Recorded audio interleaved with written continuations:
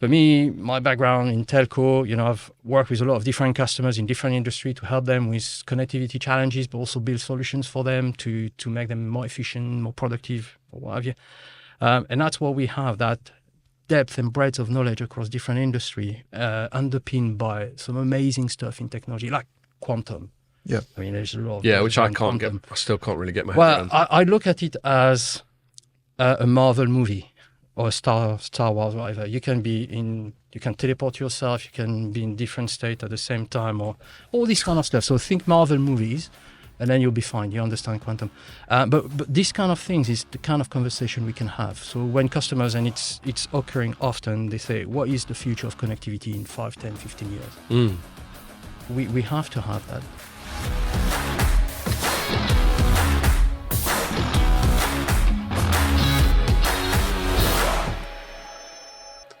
Hello and welcome to another Telecoms.com podcast. You're catching us a couple of pints in because we just had lunch with. You're going to get their names. I won't screw their names up.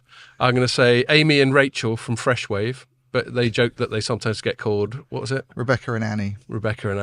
Yeah. So that was great. Thank you very much, Amy and Rachel. That was really good fun. Sorry we couldn't hang around. It felt like one of those lunches, and quite often when you have those lunches, you have a couple of beers and you think, oh, it's Friday. We could make an afternoon of this. We just fucking power through. I was thinking of just staying there and letting you get on with it. I don't feel like a podcast But now. we couldn't because we got a guest.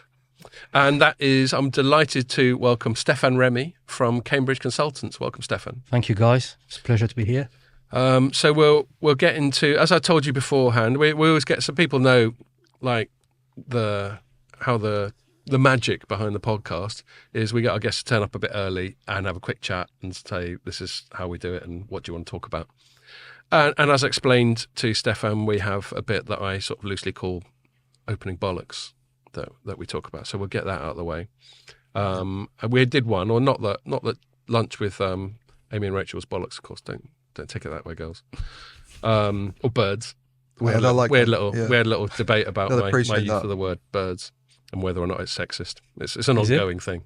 Well, opinions divided on the matter. Yeah. Let's just say women are more inclined to think it is and men not so much. Anyway, I won't go down that road. But other opening bollocks, I don't think I've been out and about this week at all, but you have a bit. Is there anything that you want to? I've been out drinking a lot. Oh, we got to definitely give a shout out to Vanessa, haven't we? Yeah, so yes, Vanessa Orange, who's like the PR person there that we've dealt with for many, many years, known her for a really long time. She's kind of head of the group PR function, I guess, London-based, but she's moving into like more of a marketing role, as I understand, with Orange Business. And the new Vanessa is Nicole, who's also, we know, Vanessa she's been there. Nicole, who also has the same surname, confusingly, even though they're not related, Clark. Oh, so it is.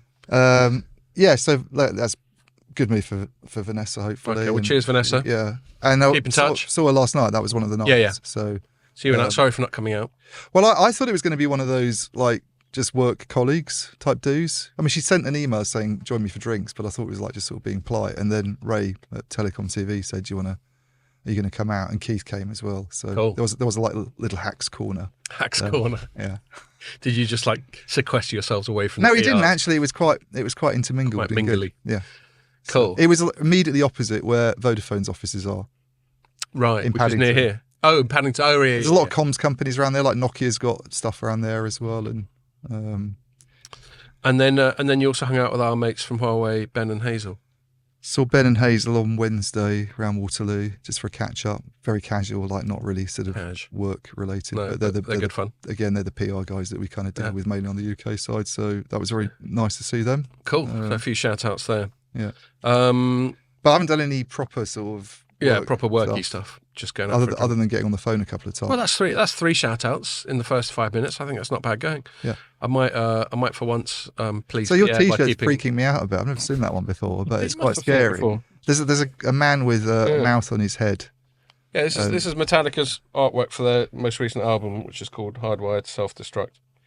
And yeah, it's sort of weird amalgam of shouty faces. Mm. Is that looks like James Hetfield? Yeah, I think it's all the band members. Yeah. No, that'll be James Hetfield, that'll be Lars Ulrich, Robert Trujillo. It's a superhuman, like Kirk Hammett, formed from all of them. Exactly. Just disappointed the trousers not raped and stuff. No, well, I'm middle-aged. There's only so He's far. past that stage. Only so far I can lean into this. You need stuff. sleeves tattoos. Yeah, exactly. No, I don't have any tattoos or piercings or That any we can alterations. see, that we If it can ain't see. broke, don't fix it, eh? Hmm.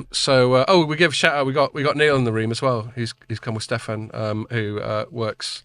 Oh, are you in house or comms side? I work for comms at Cambridge Consulting. Comms at Cambridge Consultant, Neil, I bumped into them downstairs and they arrived. And I was like, I know you. And Neil actually used to work for Informa way back in the day. Yeah. Back about 2016, 17. So good to see you again. Right. Well, we'll just crack on then. I think we covered all the opening bollocks. That was a very short opening bollocks. Yeah. Well, that's good. I mean, sometimes the tangents present themselves and sometimes they don't. Yeah. Sometimes a tangent's a separate section. I do remember one pod we did recently where I went, okay, that's done. No tangents at all. And then someone, I think Pierre of all people, just brought up some film. Yeah. The man who doesn't like tangents. And then we spent about 15 minutes going off on one I about... think that was Ian. Right. I think it was You you. just did it again. So anyway, no, I'll resist. So Stephane, Cambridge Consultants, Yeah. anything ends in consultants, you sort of assume, I don't know, McKinsey, you assume lots of PowerPoints, lots of very expensive telling corporates what they want to hear. Mhm. Is that true of Cambridge Consultants? We can do pretty slides. You can do that. Yeah, they're really, really pretty. I bet they are. But They're world class. mine are. Something you may not know, we're part of Capgemini. Right. I didn't know that until you told me a minute ago. Yeah, well, kind of keep it. Capgemini, as you guys say in English. Capgemini. Is it a French company? Yeah, So Capgemini is the proper way of pronouncing it. it is, and you say it perfectly. Like Wi-Fi. it's the equivalent though, yeah. Wi-Fi. we do say Wi-Fi. Which sounds like a sort of toilet deodorant. Yeah. There we are. Or like a Isn't there casual one? word for you. Don't you for get your that business. sometimes in the bog? Mr. Whiffy. I think that's what it is. Do they do that all the time? Yeah, okay, cool. It's not just for you. Okay, thank you. So we're actually the deep tech arm of Capgemini. So we do the pretty slides, but we're also very hands-on. Right. My role, for instance, at CC, because we're friends, so we say CC. Yeah, we can do that. Not be confused with the PR agency that we know, but they're CC Group, so that's cool. Oh, CC Limited, but... Oh yeah.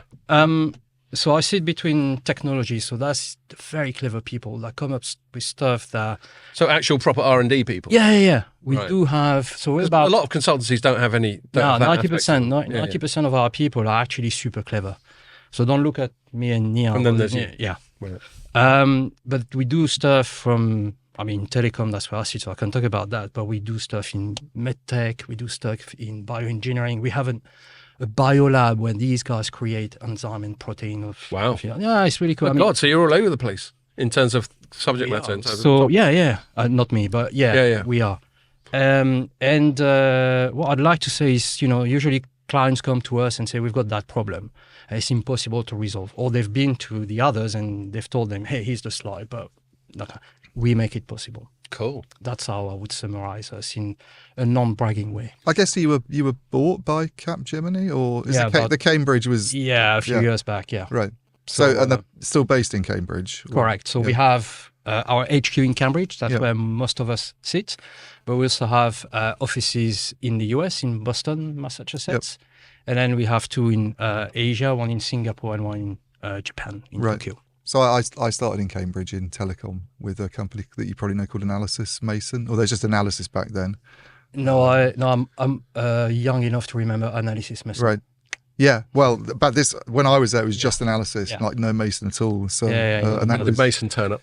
Mason turned up. So I would join in '99, and Mason turned up in 2 or 3, I think. So So you've been doing telecoms so much longer than I have. I've been doing telecoms as long as I've 25 done this years. job, which is a decade to be fair. But prior to that, smartphones, general consumer tech, but not this stuff. So. I started in telecom on GPRS right. 2.5G, Yeah. so 1998. Wow, you don't look old enough, Stephane. Well, I mean, the reason why I like telecom, if you want to talk a bit about me, because I don't like doing do. that, but I will. Well, you are, I guess. I was very lucky in my career because I work on what I still think is the first smartphone ever built. So we can argue about that. But All right, it was- tell me, because that's more That's my historical wheelhouse. Trio Mondo by Mitsubishi Electric Telecom Europe back. Wow. What in date was that? 2000. 2000. Why was that the first smartphone? What qualifies it? Because everybody had a PDA and a phone, and they thought it was stupid to merge both. And I said, no, it's great. Let's do it.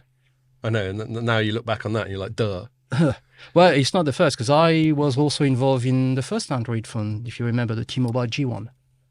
That was the first, was it? I remember HTC was really early to Android. I remember covering those. I used to work.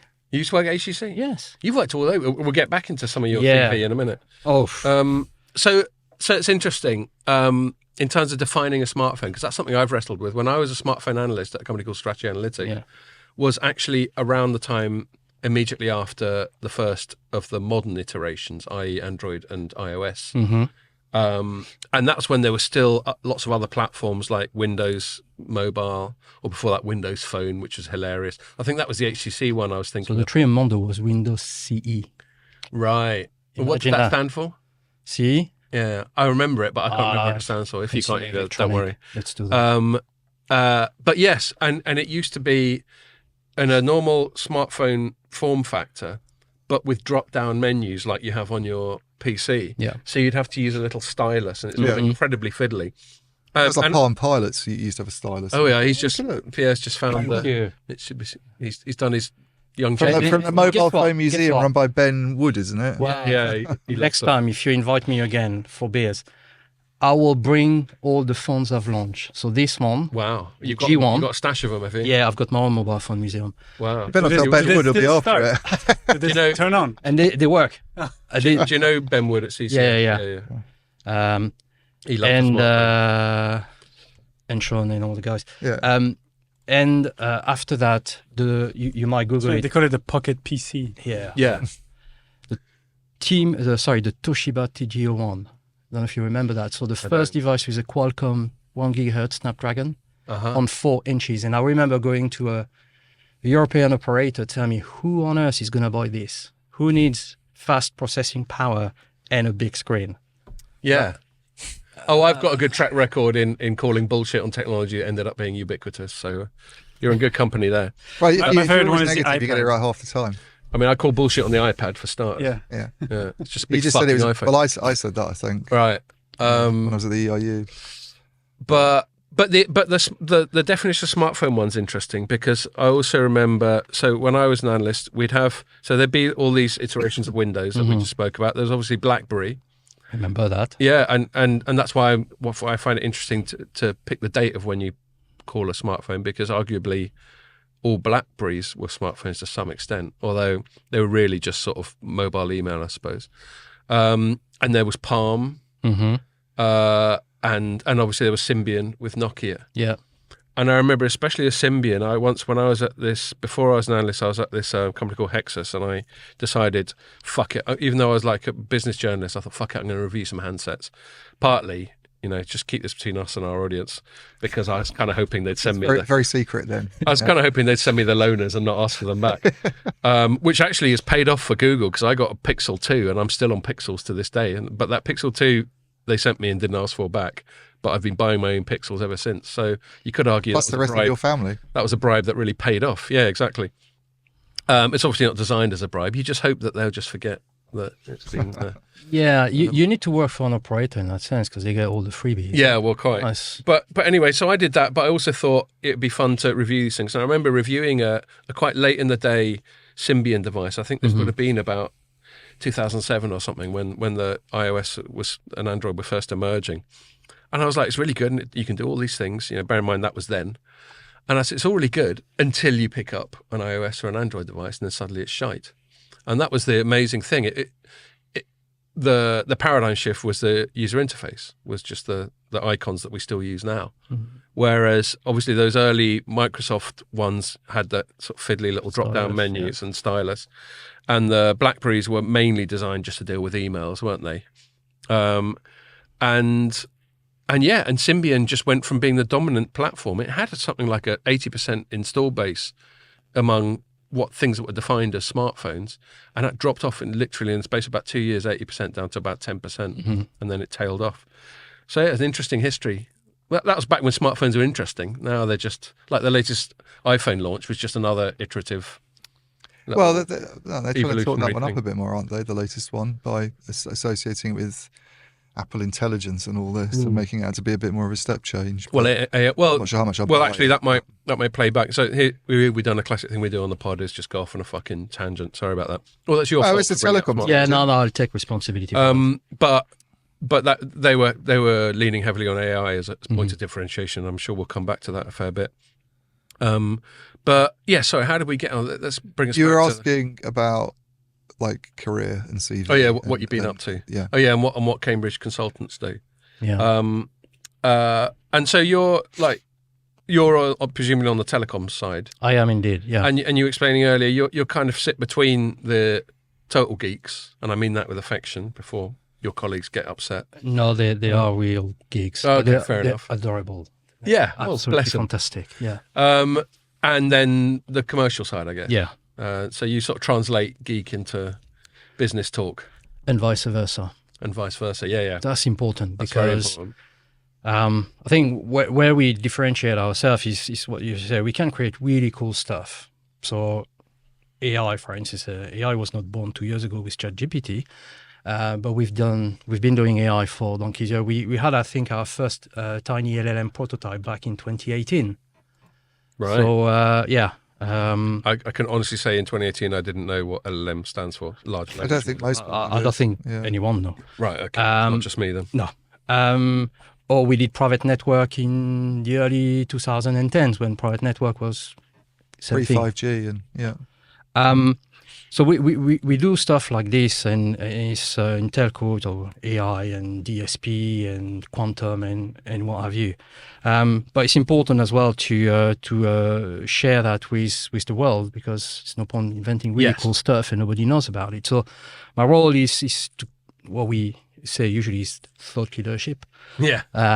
We know all about that. Yeah. Don't we, But no, it's important. But we so for instance, this year we've done a lot around autonomous network and non-terrestrial network, and that create interest from clients all over the world. That then I'm working with my business developers, colleagues, but they're friends as well, to support them in the Sometimes conversation. happens. To go and support the engagement with the customer. So that's where we have So really I'm exciting trying to conversation. picture the Yeah. sort of business model. Like we know one or two companies that are primarily their business model is doing R&D and then commercializing that, be it through like patents and licensing or whatever. Like Interdigital is one that springs to mind. Yeah. I'm just trying to picture, and I know that you're part of Capgemini, but they're in your acquisition. What is the core Cambridge Consultants business model? Because it doesn't sound like the classic consulting No, business model. the core thing is, as I was saying, some clients come to us with an impossible mission and we choose to accept it. And Cool. I like that. Thank you. And Tom Cruise. and what usually happens Good is opportunity for some. Yeah, interaction he'll with stitch in music. a little bit of Yeah, you just ruined it now. Thanks. You can edit that bit out though. you need the music as well for that. But anyway, Yeah. but usually an IP arises from that type of work, and we give the IP to the customer, and that's really critical So you're like because outsourced R&D. we do a lot of other things. We still do consultancy and advisory, but I think the key thing is really help our customer, especially the one that really want to change. So I'm not gonna do like ESD washing, but if you really want to change the way you work and you really want to make an impact and drive value for your customer, we bring them defensible IP, and then they can really Why take that forward. qualifier? What's defensible IP mean? It's something that you'll be able to take to market much faster than anyone else. Over the next 5 to 10 years, nobody else will be able to replicate it. So you'll have that time to market advantage. Right. And then you'll be able. your window. So I use the word value a lot, but you'll be able to create value for your business, but more importantly for your customers. Well, I mean, that's the ultimate dream of any technological company, Yeah. to invent something that no one else has got yet. And obviously there'll always be a window, like, famously, I mean, this is going to sound like a crude generalization, but I think it's accurate. Like East Asian companies like South Korea and China and Japan especially China, are really good fast followers. Or actually, Mm-hmm. like in the smartphone area, I'd say Samsung, which is South Korean, is a famous, efficient fast follower. It doesn't often invent something, but as soon as something comes along, it's there very quickly at scale, possibly improving on it. So are they quite big holders of patents then? Yeah. in So themselves? we've been around 60 plus years, Right. and we've got, I think we issue about a patent every 4 days on average. Wow. Wow. Okay. So if you do the math, it's a lot. yeah. So About five. when was the last time you did one? Me, myself Because if personally, it's Tuesday, then tomorrow. well, That's probably, IP for FIFA. yeah. But they would be provided to companies that we know and probably talk to and Correct. deal with, and they'd use that to build products, but the royalties then go back to you. That's kind of partly the business model, or No, we give them the IP. It sounds like, yeah, so that's where they're different from so there's a InterDigital. contract that Yes. gets done. Okay. Yeah. And that's the defensible IP. I'd never heard that concept, but it's a really interesting concept. Basically, something that's really useful. Like, Yeah, and I think that's really That's why you need all the geeks. exactly. And that's why we're to based in invent Cambridge. shit. Yeah. But Silicon Fen and all that. yeah, I mean, we are a very, very international. So, I'm French. I'm not the only one. But we have, as I was saying, 90% of our workforce are people that absolutely love technology, and across all sectors and industries. Yeah. And that's what makes us different, because whilst I'm in telecom, I think today we were supposed to talk about AI and telco, but I Yeah. thought Well, We will, don't you we worry. will. but traditionally AI and telco, if I'm coming from the telecom world, I was born at a time where AI was not a thing. Well, it was a thing, but nobody knew about it. I was doing digital signal processing. I've never been trained in AI. And typically, or usually what you have in the telco industry is people that are very good at network and people that are very good at AI. In a Venn diagram, it's difficult to find, Yeah. Yeah. but we have that benefit, and we do that across multiple different industry. So for me, my background in telco, I've worked with a lot of different customers in different industry to help them with connectivity challenges, but also build solutions for them to make them more efficient, more productive, or what have you. And that's what we have, that depth and breadth of knowledge across different industry, underpinned by some amazing stuff in technology, like quantum. Yeah. I mean, there's a lot of Yeah, which I around can't quantum. get. I still can't really get my head Well, around. I look at it as a Marvel movie or a Star Wars, whatever. You can teleport yourself. You can be in different state at the same time, or all this kind of stuff. So think Marvel movies, and then you'll be fine. You understand quantum. But this kind of things is the kind of conversation we can have. So when customers, and it's occurring often, they say, what is the future of connectivity in 5, 10, 15 years? We have to have that. Well, that's a good question, because I mean, the Shoot future. myself in the foot now. Well, the future doesn't look that great when you look at it from like a story we wrote today. A analyst firm called Deloro that closely tracks the telecoms industry in terms of revenues and all that, and like wireless networking kit. That market's just been down the toilet for about a year. Mm-hmm. It's not showing a lot of sign of recovery either. I don't know if you saw that came out this morning. The Q2, there was barely any pickup from Q1 to Q2 for the industry. All the according to Deloro emails tend to go into my spam folder, Right. and I would take that, Deloro. So I only see them when I look at Stephane Pongratz's like LinkedIn, or if he just I writes to me see. directly. But then they do tend to track quite closely to what Remy's saying at Omdia, Right. who's our guy. He's like our equivalent of Stephane. Another Remy, but Remy's his first name. Remy Pascal. Yeah, I get that confused because you could. You used to call him could be Pascal Remy for Remy ages. Pascal. Yeah, I get the same. Yeah, Stephane, Remy, Stephane. Yeah. But I think their figures are 11% down last year yeah. to about 40 billion, and then it's like projected to be down 70. Yeah, well, I've got it. Look, this this. year. I've actually got their press release up. That's their chart. Look. Yeah, I just told you they didn't need to see that. No, I thought you were talking about Omdia. Yeah, no, that was Omdia, but it's the Yeah, same. well, it's Deloro. It's the same numbers. Don't try and get cute. Fucking. You shouldn't be mentioning. Try and that educate on them. an Like, How long just have you get been back together? chat. How long have we been together? We do increasingly operate like a bit of a bickering couple sometimes. 10 No, years? No, it's not quite 10 think years. it's Is a it? lot of 8 years. Yeah. And we've been podding together for what, about 6 probably? Yeah. Yeah. No, It's probably longer than that, I think. Longer. I mean, I know the pod's been going about 8 years, but we were trying to work out I think like last 7.5. week. Right. Okay. Yeah. Ian became a fixture. I mean, I That's didn't the want whole it. market. Yeah. Thanks. That's what I was trying to No, say. but I mean, then you that's just gave me not lip. RAN though. No, this is so their press release was first half 24 worldwide telecom equipment down 17%. So you're right. Yeah. Good point. I take my lippiness back. So that includes all the stuff, core That's network, even worse. optical, microwave, all that jazz, and RAN, and routers and switches and all this other telecoms ephemera. And yeah, so the whole market was down in the first half of this year. What was it? 17%. Yeah. So anyway, that's how I come away from that tangent. You're talking about the future of telecoms. Mm-hmm. I mean, and we're, I don't know how many of the pods you've heard, but we've certainly had ones in the past where we've talked about like 6G and scoffed at it, and this whole once in a decade cadence of new Gs and whether or not that's all bollocks. But it's quite hard at this stage in the sort of end of Q3 2024 to see a really bright future for the telecoms industry. What do you reckon? At risk of making yourself redundant. I think it's what we discussed earlier. For me, it's around the ambition and objective. So if you start 5G in say 2019 around there, and you say, oh, it's going to be super fast, super low latency, and it can connect gazillions of devices, and everybody gets super excited 5 years later. Yeah, overhyped, in other words. Yes, but having said that, so you need to make your. I'm sorry, I can't say G's because I feel weird saying that, but you can make your generation work, and you have to. I was wondering where you get the G's reference. Yeah. Right. But, well, I've got a mind that works like mine, probably. I've only had like half the beer, so. But I think. Yeah, I didn't offer you one. You're doing all right there. No, that's cool.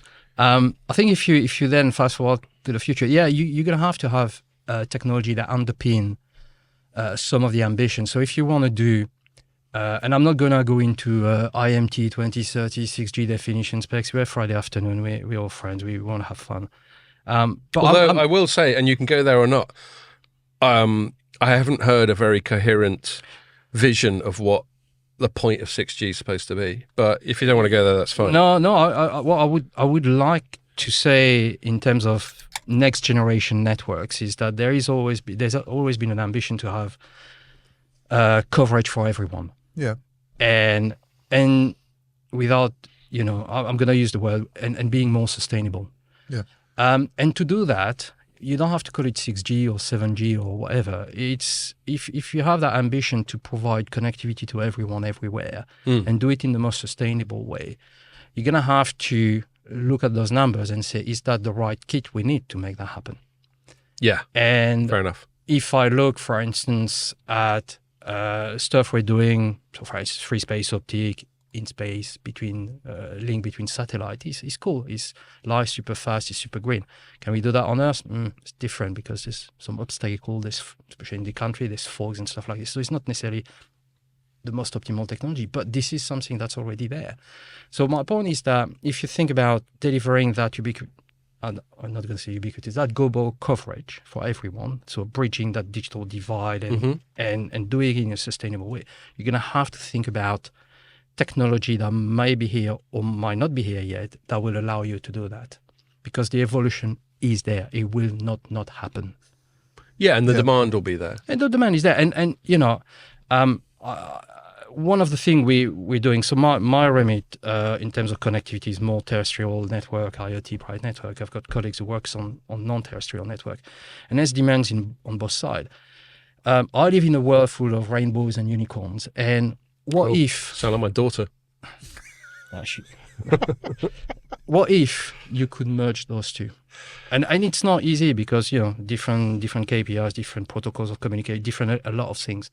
But what if you could merge those two? And that's where, if I, segue back to AI, that's where the kind of stuff we're doing now with AI, especially in terms of autonomous network, can help bring that ambitions more to life with the real objective that needs to be defined from early. So looking at bringing AI into the operation of the wireless network to help with some of these goals, basically. Yeah. And it doesn't have to wait for 6G or 7G. No. You can already do that in 4G, 5G, in fiber, or in fixed, in wireless, in satellite.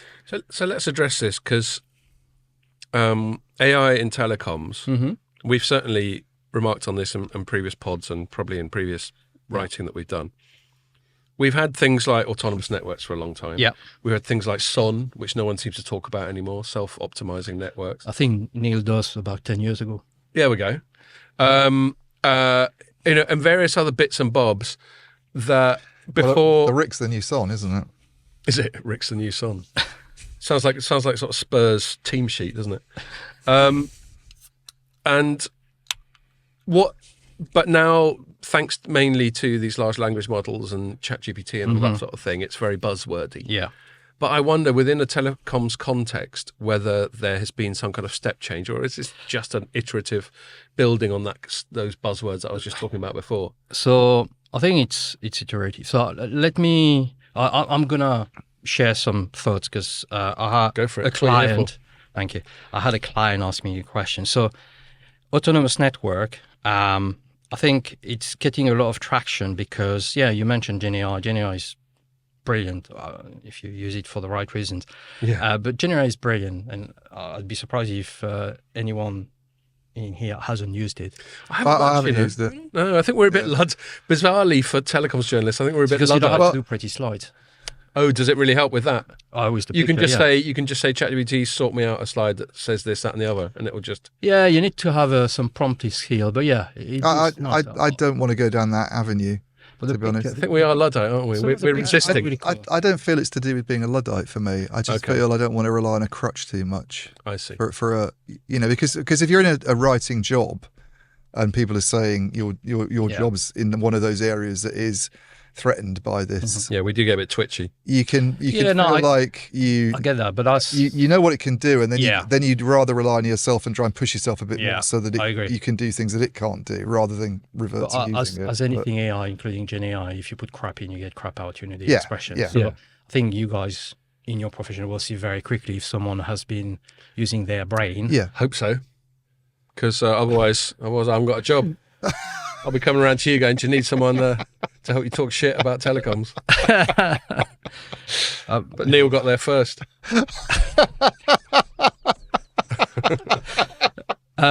So yeah, let's start with AI. You know, we talk about AI in telco. I'm gonna use the analogy with the automotive sector because I'm a petrol head. I know petrol is not a nice way you can say London, but I will say it. I'm with you. I don't mind the word Fuck petrol being electric used. cars. It's like Jeremy Clarkson. Yeah. No, electric cars are bollocks. I'm calling it. So if you're there's people say 6 level 0 to 5. Of what? The Of autonomous, Oh, right. All right. Yeah. self-driving being. Oh, right. Yeah. Zero being year All that olds, sort of year stuff. olds. Zero, All that you Tesla-y stuff. level Yeah, 0 is my son's car. So he's just got his car. It's a 12-year-old white German hatchback. It's a proper car. Nothing in it, but it's got a radio and electric window, so that's quite a luxury. Cost him about a couple £100. It cost a bit more, but the insurance kind of Yeah. So that's How your old was level is 18. Oh God, yes, that'll be pricey insurance. So that's your level 0. So he's got to do the work, right? And in That's actually a good car to learn in, though. well, yeah, Learn to drive. and it's a properly manual. Yeah. So that's level 0 is you've got your automation. engineers and they go on site and they build the best station. The only automation is that it's Exactly. not a Fred Flintstone car where you're Exactly. running. Now you go to level 1. Level 1 is depending on the car age, you've got cruise control. Mm-hmm. I'll So, go out on my car. Yeah, That's dangerous. I'm not You can saying get it's not. complacent. Even at that level, you can get complacent. Yeah, exactly. But so you translate that into telco. That's you start repetitive tasks. You can automate them, but you still need to look at it because, as you know, if Exactly. you have cruise control and you're driving And at you 70 start miles an hour on the motorway, having and a chat. yeah, exactly. then suddenly something you still happens. need to be in control. And then you go to level 2. And level 2 is, for instance, I'm starting doing, understanding how my cells are being loaded, and I can start predicting what's going to happen when. So I can then, More anticipation. exactly predict what's going to happen. Just getting to where the puck's going to be. Yeah. Yeah. Lane assist on your car. I don't know. Yeah. So you're Lane again, assist, yeah. on the motorway. If you go slightly, I thought Yeah. be careful. Don't do that because you might kill someone. It's not cool, Yeah. and you should not do that. And then you go to level 3. That's your autopilot in some EV cars. Yeah, some Tesla type of thing. And then you, from a telco perspective, that's where you are starting to think about how I can use subsets of AI like reinforcement learning to help the routing of data from A to B to be more efficient. So I'm just sort of getting through the jargon. Reinforcement learning, does that mean like machine learning, or is that something new? No, everything is subset of AI. So reinforcement learning is you have agents that are going to work together and learn what things are going to happen. So either with historical data or real data, and create decision in real time on things that should happen next. So for instance, if you are in a network, I'm already getting fucking Terminator vibes now. let's talk basic words. So I always think in terms of productivity, efficiency, security, and sustainability. That's easy, right? At the moment. Yeah. So that's easy to remember. if you have AI agents that can help you route your data from A to B in the most productive way, that means the data is going to go where it's supposed to be, to go in the most effective way around obstacles and stuff like this. So it doesn't need to be in a telecom network. It can be in a system. Okay. Then you use a bit of other component of AI, machine learning or deep learning, to make that routing decision even more optimal. Mm-hmm. Then you start combining that with other network, node or component of your network. So for instance, you look at your phased array antenna and you say, I want to beam to that specific part of my cell because I know that's where people are and I want them to have the best experience. So all of a sudden, what you do is, I've used intelligence to route my data in a more productive way. It's more efficient because AI is helping me make the optimal decision in terms of the routing. It's more sustainable because I know what to do when and where to send my signal or my data. So I use less resources on my network. And then if you think about it, it's even more secure because unfortunately, in an event where one node of your network is compromised, for whatever reason, It's distributed. Yeah, exactly. And that's kind of where I think at the moment we're still on level 1, level 2, or majority of operators are level 1, level 2. What I'm talking about is level 3 towards level 4. So the interesting. Are there any that are at that level though, out of interest, that you could think of as reference points? We've done some work for some of our clients in different regions where you could argue where it is in level 3 to level 4, but it's not. It's more testing the water and showing that it's not working. rolling it out at scale, but yeah. but in those testing the water, like maybe they've done it at a couple of locations. Yeah. Can you extrapolate from that and looking at it what this means for the business in terms of efficiency and how many people you need in future? Yeah. So what we've done for one of our customers, we did a demo around if you know where your users are going to be at any given time, and you know what they're going to be using the network for, you can, deliver the best quality of experience. So, they're watching Netflix and it never drops, never gets disruptive. Yeah. Not shit button. We have a little joke. Sorry to butt in. No. Sorry. There's a little. I had a number 2 as well. Yeah. Sorry. I'll just explain why I gave you that rude interruption. Oh, sorry. No, that's you know, a joke in there. You what? You just said he had a number 2. And you talk about shit. Anyway. Thank you for explaining that. He's had too many I'm beers. glad we have He's had too many beers. Yeah, thank you. He's explaining French humour to me. Like, Yeah. I didn't even know he was trying to make a joke. I thought he was just trying to say, That's the stop French sense fucking of interrupting. humour. That's probably too sophisticated. Yeah, sorry, mate. No. Pierre understood it. Thank you. No, well, thank you for stepping in. It did totally go over my head. I admit it. Anyway. No, the only point I was going to make is one of the use cases, one of the differentiators telcos try and come up with for 5G is I think using network slicing to deliver higher quality of service, and maybe that's something that people will pay for a slightly higher quality of service. And we've always joked that, well, what was the quality of service like before then? And so that's where we joke and we call it the not shit button. Which analysts like Dean Bubbly seems to find. So that's why I interrupted. Carry on with your number 2. I've got the joke now. So the number 1 was the quality of experience. The number 2 is back to the kind of sustainability side of it. So I use sustainability very cautiously because, as I say, I don't want to be doing greenwashing or stuff Yeah, like yeah, this. exactly. But It's it is got a how bit do you hackneyed and tired. help reduce your energy Yeah. resource? Well, and there's a that's there's a non-green imperative there because it's a massive amount of telcos OPEX, isn't it? Yeah, I mean, 70% of in a mobile network, 70% of the energy comes from the RAN or the energy bill, and these are millions of dollars, pounds, euros, whatever you have. So it's We've still got significant. pounds. None of this euro nonsense. No, it's because we work with global customers. That's why. Yeah, that's right. No, it's just me being jingoistic. That's fine. Yeah, I know you got lever. pounds, and yeah. Do you the move to this level 4, level 5 Yeah. sort of autonomy, which they're talking about in cars a lot, and obviously doesn't. People outside telecom wouldn't know that it gets referred to for telecom networks as well. But I've heard people like Rakuten talking about this a lot. You know, they're trying to sort of push their own sort of mobile network in Japan as one that's very automated. But do you have a sense of how far we are away from the sort of 4 or 5? And does that really mean that in the same way that someone who's on a long distance trip in their car can sort of sit in the back seat and read the newspaper and not really do anything, that we don't really need anybody to run the telecom network anymore? Or I think in terms of, I'm going to start with the second part in terms of automotive. I think what's interesting is that automotive is not, I'm not the expert, so some of your audience might shoot me, but I don't think they're at level 4 or 5 yet. Yeah.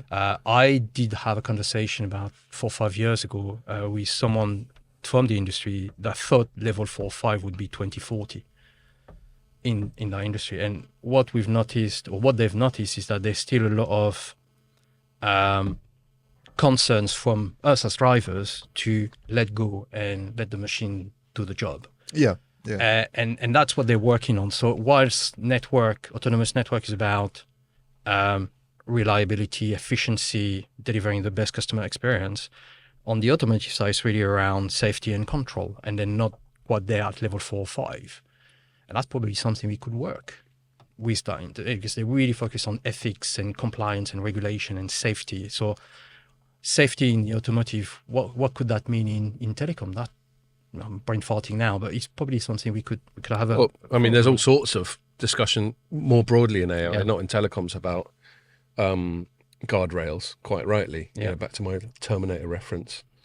I mean, you know, I lean on it, and it's just some cognitive bias on my side. I just tend to be catastrophic about these things. I tend to extrapolate them in that direction. So it could be Terminator, it could be Matrix, it could be 2001 HAL or something like that. But all those things serve a purpose, just to sort of exaggerate the concerns. But it's a legitimate concern. Yeah. It might be a sort of very extreme extrapolation, but it's a legitimate concern, isn't it? And at the end of the day, if you're not buying into it, the industry will struggle. Yeah, because you're not picking up the service, whether it's free or not. You're not going to be feeling comfortable. And to answer your question, I think we'll be starting to see level 3, level 4 commercialization about 2 to 3 year time. Okay. It will be in the usual suspect in terms of, you know, the it's going to be Korea, it's going to be North America. But yeah, I expect that. Beyond that, if you think level 4, it's highly autonomous, level 5 is fully autonomous, I think there are things, back to your point earlier, is what is the ambition?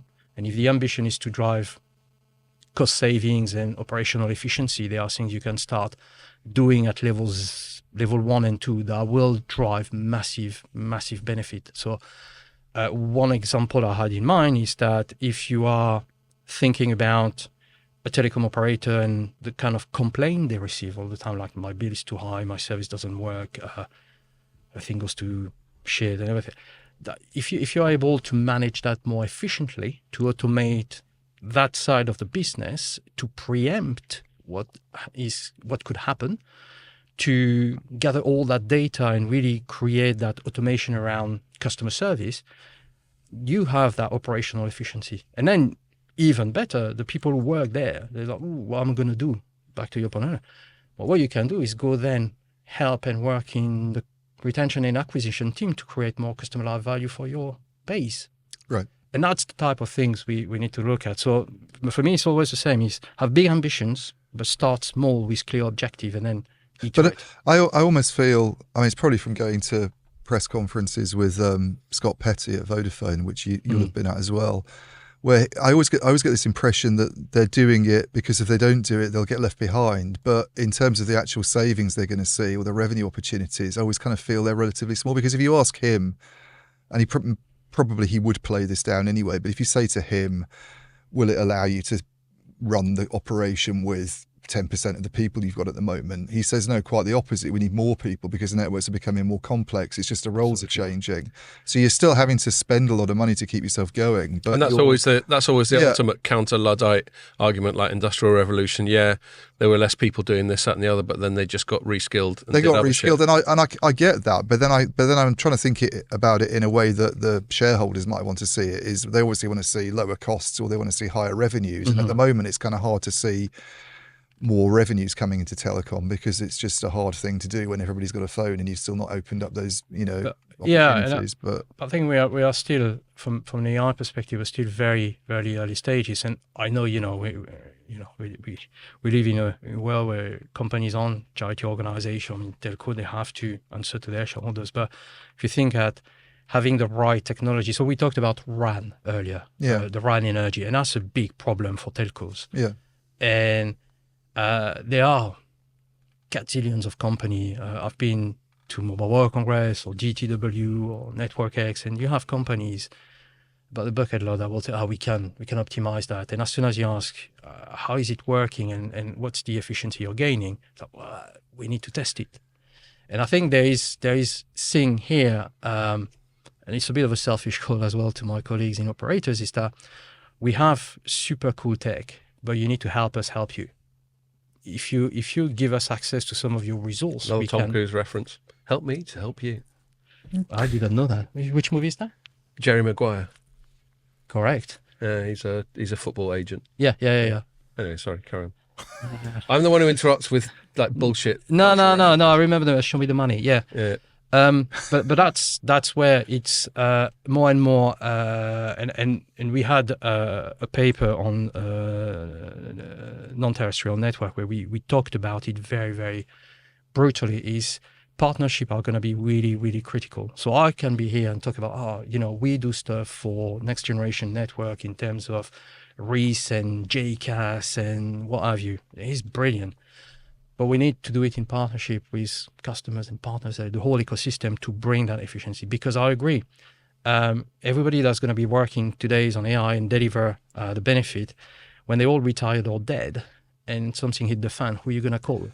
This is always something that I worry about with AI is losing some of these. I mean, it's not that different from other technologies, I suppose, but you hear people saying things nowadays, like it's the sort of thing someone like Neil McRae might say, like nobody really knows C++ anymore, because they will learn Python and there's not as much expertise in that area. Or maybe that's the direction I went in. Maybe not. Maybe that's not a good example, but some other kind of old technology. But everything's built on top. Just normal engineers. It's this stratification effect where at the root of it, there's something that you really need somebody there who like you hear this talking about Gen AI. AI takes it over, then talking about Gen AI, you hear that with like things like Copilot and then other more B2B applications where a lot of the coding's done by the AI. Yeah. So you don't need someone to actually know the C++. You abstract away all the complexity, but then nobody understands the complexity. And then if all goes Pete Tong, or as seems to be inevitable, the machines start getting funny ideas and want to take over. Who steps in and goes, hold on a fucking minute. And I think, the way we look at it as well so I understand what you guys are saying, the concerns are there, but also the way we approach it at CC is really, you look at the entire state of a telecom network or system for the matter. And it's really where are the efficiencies we can drive where it would be a repetitive task that a human being could do, but they still need to eat and sleep, and they potentially could upskill and do something more fulfilling for them. Yeah. And yeah, let's be honest. You're at the helm of a big organization. You're gonna have a headcount conversation at some point with someone, and this is inevitable. It's not just in telco; it's everywhere. No. Yeah. However, But for me, telecoms does seem to be having a particularly tough time of it at the moment. yeah, but I think People seem to be having a tough time just bringing technical people in generally. There's just like this Well, you mean like crisis of our kids' generation? Well, I mean, partly it's actually people who can come and do the AI stuff. But I mean, you mentioned quantum earlier. One thing I did last week was go up to Ipswich to Industrial Park and met Gabriella Stillman, who's I know all about that.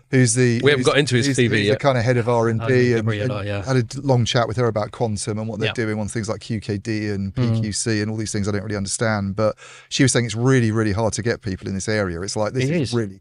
I mean, this is like these are the boffins of the world, and they could go off and probably earn what they want with anybody, really. Because is it because it's really, really difficult, or just not enough people that interested? There's not that many people who are doing it, and it's incredibly difficult. I bet it is, and so you can command a huge salary because it's also geopolitical.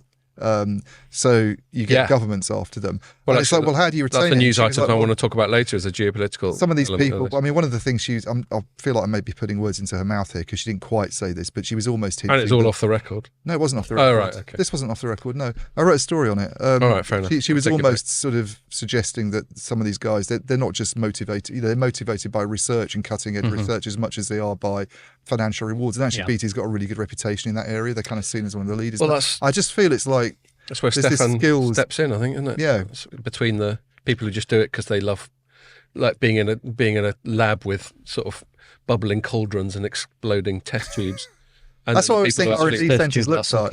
Yeah. That's what R&D centres should look like. It should look like something out of the Sorcerer's Apprentice. That's why I mean, we love. Well, I love CC is that I think you've got to play with the toys, but you also got to what's the point work with clients. Yeah. To show them that they also can use the toys to like it. It is fascinating, especially as you get older and you find your professional niche. Mm-hmm. So I've been doing this for 10 years and I'm 52. So let's say this is my professional niche. If I'm still waiting to find it, I've fucking left it a bit late, haven't I? And you could always become a chef. And so my professional niche. Sorry. Or a gigolo. Yeah. Never too late. Why are you laughing? No, I was laughing about the chef, the gigolo. Right, I'm sure you would command a high price premium. But so I guess my niche, if I have one, is in terms of like Informer's a business information company, and we as the journalists within that, our niche is the sort of first level of communicating, slightly more in the weeds, slightly more arcane stuff, and putting it in words of one syllable. And then you've got other people like analysts who go a bit deeper dive, and various other people who got their role. And they're all needed. All these little bits of the world are needed because everyone gets more specialised as they get older as well. They get better at what they do, but you naturally narrow your field of expertise. So that's where these overlapping things and what you do, that interface between the uber geeks and the pure commercial people, I mean, that's very necessary. I mean, I know this without hopefully saying things that will get me sacked, but working within this company, well, no, because I mean, I've said it before on the pod, Informer's not primarily a media company. I'm not going to ask you to comment on this, Neil, but he might hear what I'm saying. And I've, in a lot of ways, I've enjoyed that because I've kind of been left alone to just be the editor of Telecoms.com, and it's not like I'm run by Rupert Murdoch or something that's always going to poke their nose in. But on the flip side, I've sometimes had interactions where I think, God, they are genuinely baffled by why we would write something shitty about someone we want to get money off. Because it's just counterintuitive. Like maybe the people on the event side where it's a more primarily commercial enterprise. And so everyone's got their little role. And I'm actually, and I'll say this, if Stephen Carter's on the verge of pressing the fire button, I'm actually really grateful to have been a journalist at a company that just sort of lets me get on with it and be a journalist. Because it's, I think we pretty much get to write whatever the fuck we want, don't we? Yeah. I relate to that. I mean, I'm not a journalist, and I can't swear as much when I'm in meeting with clients, which is a shame. But I relate because my life has been really driven by product management. I went from engineering to product management, and one of the best learning I've had from mentors in the past is there's only one question you need to ask as a product manager: is why. And it's the same. What's it's the point of it? Yeah, same question journalists ask. What's the point? Why am I covering this? Why am I sharing this with my audience? We should swap seat once. Yeah, that'd be fun. So, I mean, just getting I back could to write the level 4-5 stuff on the telco side, is it? I mean, the barrier to getting there, apart from being cultural, and you were saying there's obviously concerns if you did that with driving. I'm guessing there is a similar thing with networks. We don't just want to allow ourselves to sort of be run by AI, but in terms of the technical obstacles to getting there, I mean, this is nothing really to do with generative AI anyway, is it? We're talking about other forms of AI that have been around for longer here. But is there what kind of overhauls need? I always struggle to get a sense of what it is that needs to happen in the network for us to get to this point. Before you answer, I said we had a couple of points before we started, and I'm probably going to need to interrupt. Well, I'm going to do that now. So before you answer, I'm going to pop to the bog, and then you can answer. Are we pausing then? No, you carry on chatting. That's what we normally do. Okay. But I'm just letting the audience know that this brief interruption is coming because I know I'm not going to last till the end of the pod. Right. As you were, carry on. Yeah. Okay, we can carry on and just pretend that Scott's not. He's still there, obviously, Scott. Yeah. I think for me, it's really back to the technology. The beauty with technology, and I'm lucky to see it every day in CC, is that there's a lot of stuff we can do. As I was hinting at before, and I'm sure Chris in marketing will kill me for saying that, but I love to say we make the impossible possible. So even if you come to us with something that's never been done before, it's really about pushing the boundary of a standard to get stuff done. Yeah, that's what we live and breathe, and that's how geeks, as Scott was saying before, they really, really do the best. But ultimately, for me, it's back to the same thing. So if you think about, I always have customers in mind. So what do we want as customer from our telco network? We want it to be fast. So not just, 5G, 6G fast, but if I've got a problem, I don't want to wait 5 hours on the phone for you to solve it. We want it to be fast. We want it to be reliable. So if I'm watching Netflix, I don't want to have buffering. I don't want to be having to stop because I'm going in an environment where the coverage is out. So fast, reliable, and cheap, let's be honest. Yeah. Because we don't like paying for stuff. Yeah. Even though we pay next to nothing in the UK, it seems. But Exactly. But to do that, if you then think about the context of level 4, level 5, so level 4, 5, high autonomy, full autonomy, is that this is if this is still the objective or the ambition to drive that, then it's more around, well, let's make sure we agree the objective, that they are clearly defined. What does speed mean in that context? Is us back to, if I have a completely automated capability that can reduce my resolution time by 99%, I don't know if it's level 4 or 5, probably not. But I've achieved a brilliant objective to create customer experience that is second to none, and my customer NPS is going through the roof. And beside the RPI area, you're going to have to pay for my investment at some point, but maybe that optimization, because back in a previous experience, I remember we were saying that a cost per call is about £5. And if you, in that company, we're spending about, give or take, about 350K a month on customer complaint. Right. Customer base was about 600, 700 users. So it's still quite significant if you annualize that. If you therefore, at the end of the year, have about 3.5, 4 million quid back, what do? You give it back to your customer, you invest in innovation, you accelerate your level of autonomy. And that's the way we need to start thinking about things. Yeah.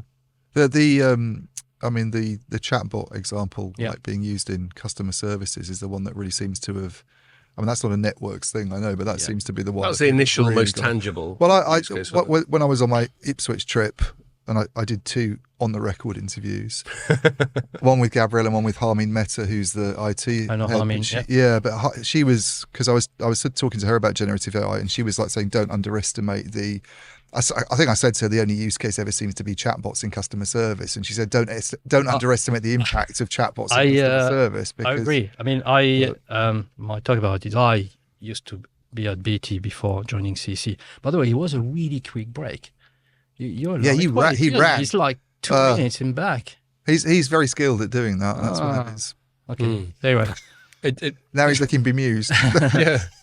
It felt fairly comprehensive at the time.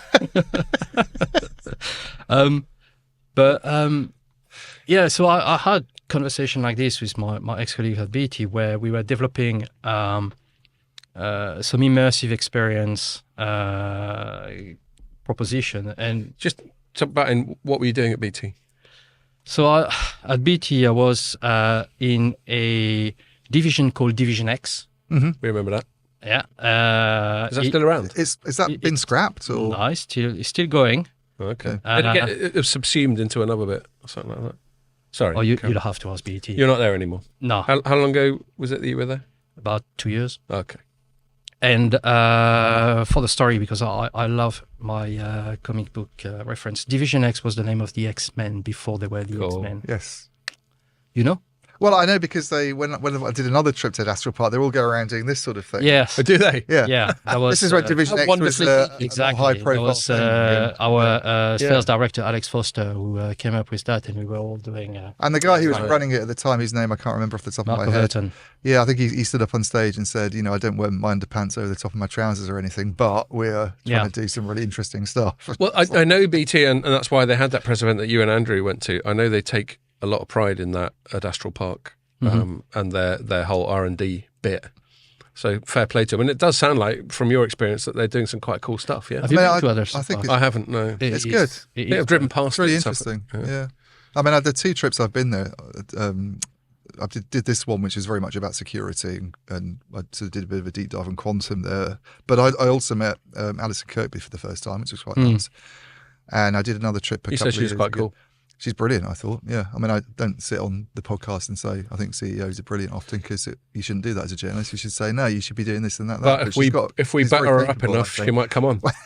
Come on, Alison. We think you're great. But the other one was on robotics. They had a robotics festival that I went to a few years ago, which is also really good. Yeah, I was there. Yeah, okay. That was when Division X was like, Right. there were people Exactly. walking around doing the, Yeah. And I think I remember. So we had, I think we had that showcase there around immersive experience, where you have the same AR VR experience that you would have with very expensive equipment, but you don't need the equipment. You're in a cube and you experience that. So a lot of application around that. And the idea was to say, so imagine I am in so one of the video was around emergency services. So what do you do as your training, and what do you do helping saving lives and stuff. Now bring the Gen AI factor into this to create scenario on the move. And it's not chatbot, it is really using the real-time capability of your system mixed with an LLM designed specifically for that. And then you create really exciting experience, because it's not just a set-in-stone training you're giving, is putting yourself in different use case based on the personality of the trainee and how they might be struggling versus X or Y. Yeah. And that's where I think Gen AI is really cool. But yeah, I use it, I use it because it helps me be a lot more creative with my slides. Helps you give good PowerPoint. Oh yeah, I'll send you one. It's absolutely fucking brilliant. But it needs to be taken in that context. And if you think about now, when we bring AI in networks to create that autonomy in the network, Gen AI and LLM will be used across the different level of autonomy to create specific use case scenario, things like this that we may not have think about. So when we hear AI, we learn from AI and then we'll create Skynet and we all die. Well, I think I'd be in the resistance. That's, yeah, we are. That's But- that story. You mark my words. But that's how you can create that additional benefits around that. And for me, when we talk about AI, so Gen AI is there, but it has to be the upper level, because a telecom network is complex. So as I was saying, back in the day, And increasingly so. you've got a base station, you've got a phone, you've got a bit on the core, don't need to really understand how it works. And then you've got 4G, so wow. And then 5G, Jesus. And then 6G is coming, and it's going to be like this new network topology. Yep. Maybe. But the complexity is there. So between hardware, software, application, IT, OT, OTT, or whatever acronym there is, it's becoming very, very complex, and you need help. And you got things like, I mean, I think you kind of touched on it earlier. I don't think you used the phrase specifically. And forgive me if I'm just showing my own dilettante ignorance, but things like beamforming, whereby You're using frequencies that have inferior propagation characteristics, but a way in which you can compensate for that. Did you It's just like- Google that? No, that was off the top of my head. Was that quite good? Was that quite spot on? He knows more than he lets on. And so a way in which you compensate for them, not being as good as like sub 1 gigahertz frequencies is you use beamforming. But then beamforming seems to me, it's actually a clever way of going, let's send some telecoms goodness Pierre's way and just sort of directing it. And that obviously requires a hell of a lot of real-time computation and AI and that sort of thing. And we had a project with a customer where they were doing that in with high altitude platforms around a 25 kilometer height. So not in space, but still not on Earth. And we used AI to correct any failed component in phased array antenna to just do that. So again, it's when AI I'm not going to say the word cool, but it's when AI is really, really useful. Because imagine if you are in Fine, we're cool. a area where you need connectivity for whatever reason, and it's because of emergency or disaster or because it's remote. How cool is that to know you can rely on that capability because it's integrated into your all the network you're using or the provider that you're using. Yeah, and that's really how I see the AI piece of it, and that's why we work in different part of the network to say, hey, how cool can this be? One example, and don't quiz me on it. I'm going to be honest, it's not my area of expertise, but if I can trip you up, I'll be I'm sure you impressed will. with myself. But neural networks, so anything that's based on what's happening in your brain. Yeah. I think it's fascinating if we can replicate that. So I've got a colleague who works on that. She's a proper geek. And that's brilliant, the type of stuff you're doing, because you're looking at it and you're like, well, hang on, all the stuff I have now, I can just replace all of that by a neural receiver. And all of a sudden, efficiency It is incredible. Energy optimization. And that's back to see. I mean, that's where I'm a really big defender of people like Elon Musk, who's found himself on the wrong side of a lot of people's opinions, partly because he bought Twitter and sort of uncensored a bunch of people, which I approve of as a sort of very much a free speech kind of person. But if you leave aside that, I mean, he's doing all this incredible shit. He's doing a lot of the AI stuff that you were talking about in the form of cars, although obviously electric cars, so we're not so keen on that. But, a lot of that autonomous driving, he's at the cutting edge of that. And he then probably did that T-shirt. he might have, can you imagine Metallica bringing in Elon Musk Someone to to put that design on their LinkedIn these T-shirt? days and go, this is what AI can do. But he's also doing this. I don't think this. When you were talking about neural networks, you weren't necessarily talking about the same thing as he does, but Neuralink. Yeah. But that's still this sort of attempt to sort of replicate how the brain works, or at least compensate for neurological you failings. Put yourself forward to have one of those things stuck in your head. So you I don't can think become I'm disadvantaged enough. But if I was paraplegic, I might fucking roll the dice. Yeah, no, but I think he probably sees it as not just something that's used for. Well, ultimately, it all gets a bit, back to my dystopian I don't think it's stuff. Yeah, But anyway, the point is, it just made me think of people like him, and there may be many other people who don't have anything like the kind of profile that he does, who are doing these cool things. And I'm constantly, as you would have got from some of my half jokey references to Terminator and all that, I'm a technology journalist, or technology business journalist. But there's always that delicate balance between between utopia and dystopia. And this happens a hell of a lot with AI, doesn't it? Where you have like Sam Altman going, it's all going to be great. And, none of us will have to work and we'll just spend the rest of our time fishing and dicking about because the machines were doing everything without worrying about why we're going to get paid for this. And then the dystopian Terminator. you won't need to get paid. The machines will bring you beer. Well, quite. And obviously, the reality is somewhere between the two.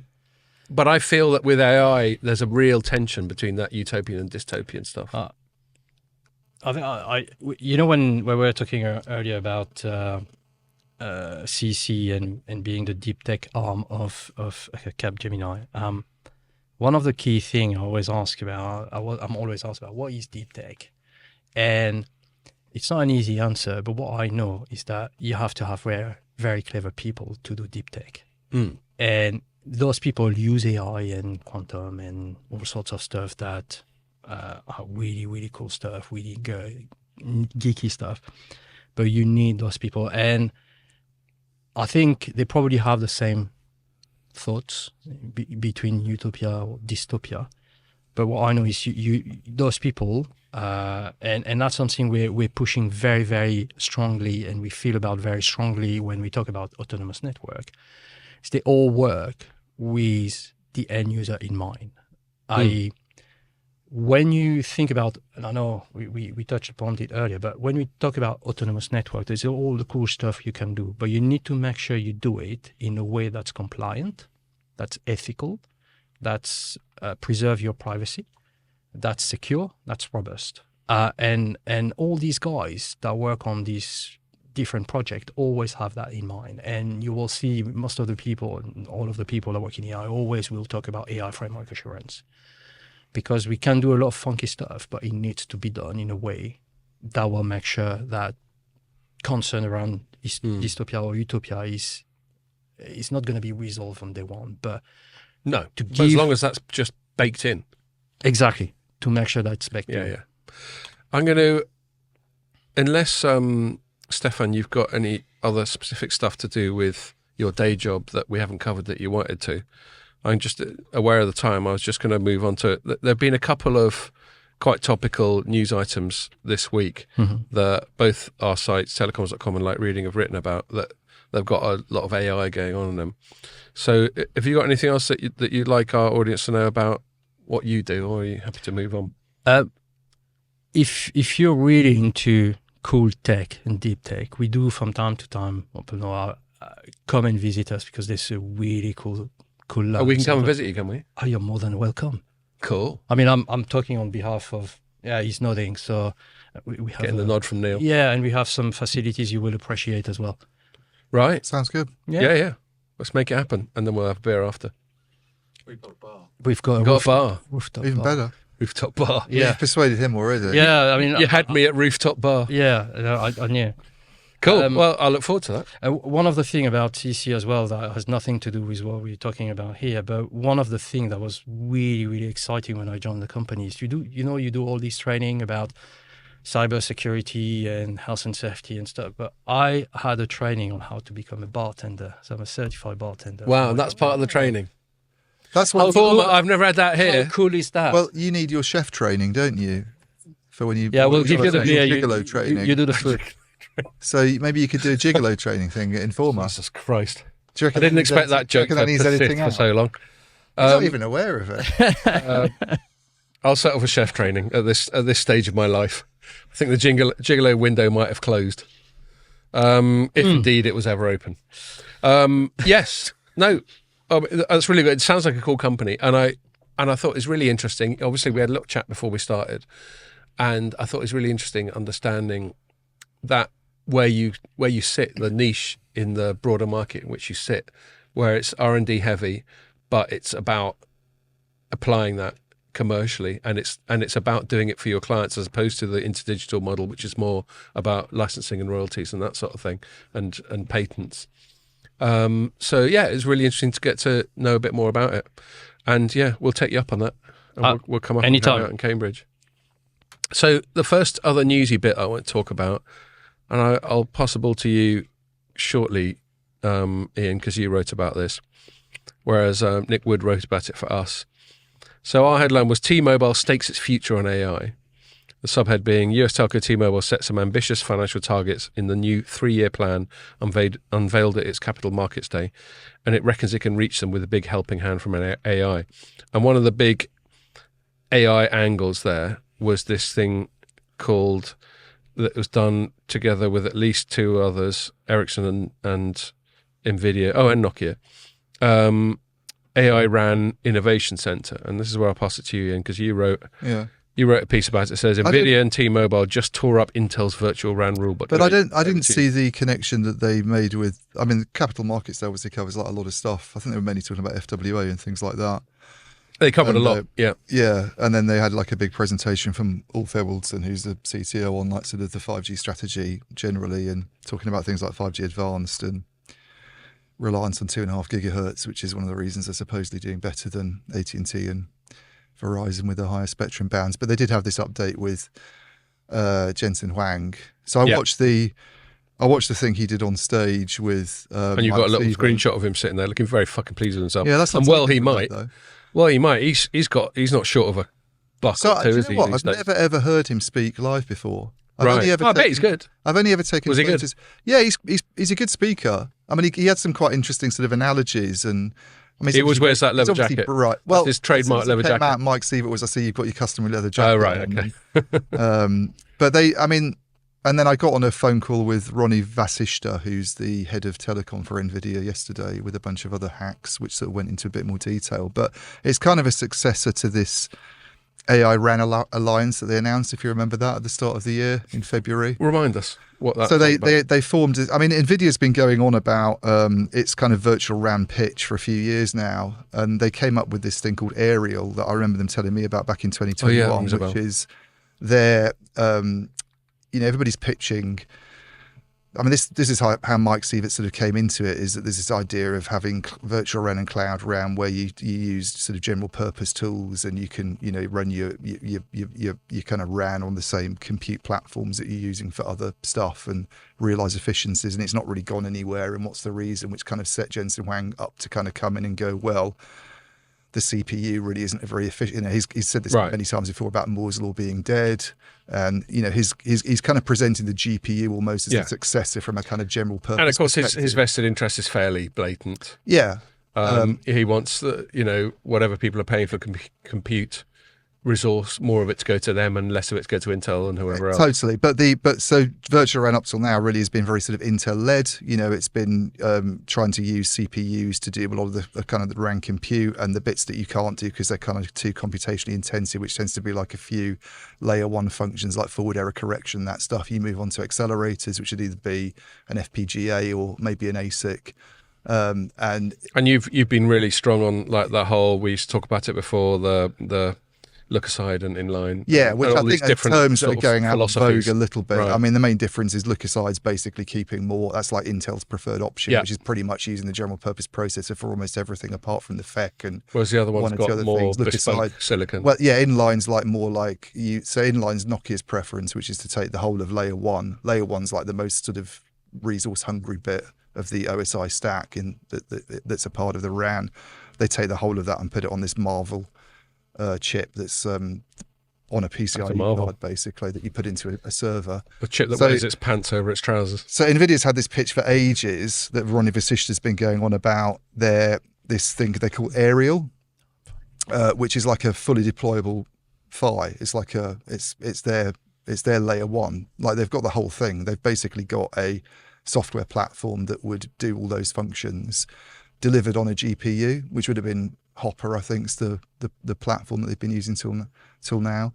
And the update that the big message has always been that you can use that for RAN functions, but you can also use it for some AI at the edge of the network, to do some of the things we've just been talking about, making the network more efficient, but also maybe giving a boost to that long hoped for edge thing, maybe some consumer applications. Low latency fun. The concerns would be the cost of GPUs.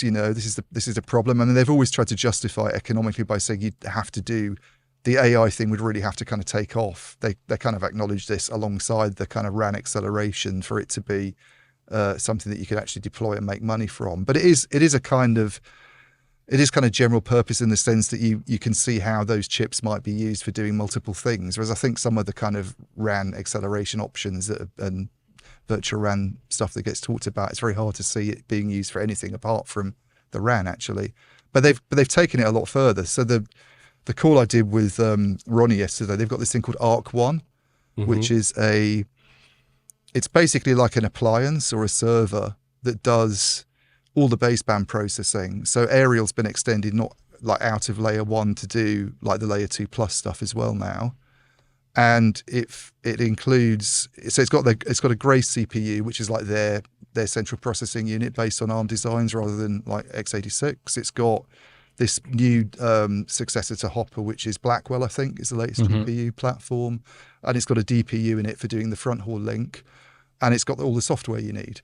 And it probably costs a ton, but this is what they're kind of pitching now as their kind of offer for the telco market, that you would that you'd roll out with a T-Mobile or something. And the fact that obviously Mike Sievert's talking about this on stage and they've got SoftBank, I think, in Japan. They bought into it to some extent. They bought into it, but that doesn't mean it's all of a sudden going to take over the world. Yeah. So we've got to sort the hype. But one of the questions for me, and I asked this, was how do Nokia and Ericsson fit into this? Because they've obviously got their own purpose-built 5G stuff, and they've got their virtual RAN strategies, and their partners kind of identified Ericsson working mainly with Intel and Nokia doing stuff with Marvell, but Intel for sort of higher layer functions.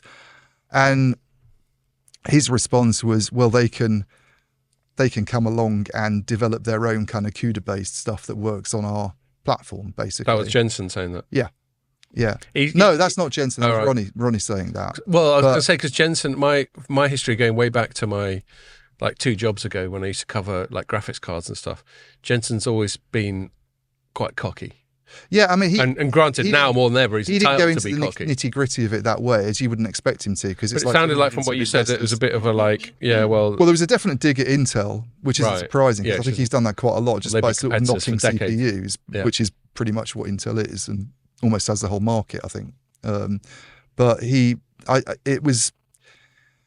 I think Ericsson, Nokia being a part of this announcement, and like it was T-Mobile, Nvidia, Ericsson, Nokia, is interesting because they're obviously looking at this thinking, we can't just be Luddites, a word that you used, and go, we don't want to get involved in this. We have our own options because of the I see what you're saying. Because of all the interest around GPUs, because of all the interest around how AI could be used in the RAN.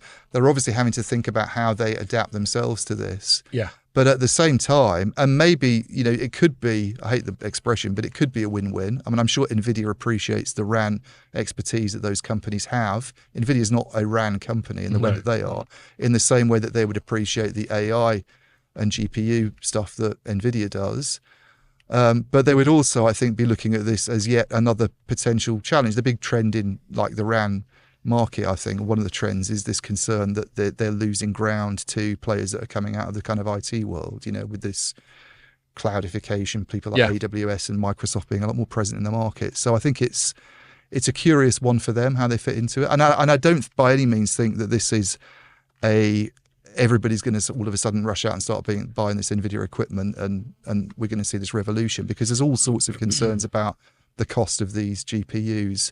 And there's also, they don't do radios, yeah? NVIDIA doesn't make the radios themselves. So you've still got this issue about, the biggest radio companies in the world still are the big three. Obviously one of them can't be used very much now. One of them being Chinese, but still actually does better than everyone else. As you wrote about a few weeks ago, and you got trolled for saying that. Yeah, but a lot of that's to do with China having a big 5G market and them having a fairly successful it's not a bad domestic market to have, I think. So it's really interesting what they're doing, and let's see how it goes. But the thing that they need to show, I think, is why, and this comes back to the AI stuff, why we need AI to be deployed at, say, a mobile site, or an aggregation point that's near the mobile site. That's the thing.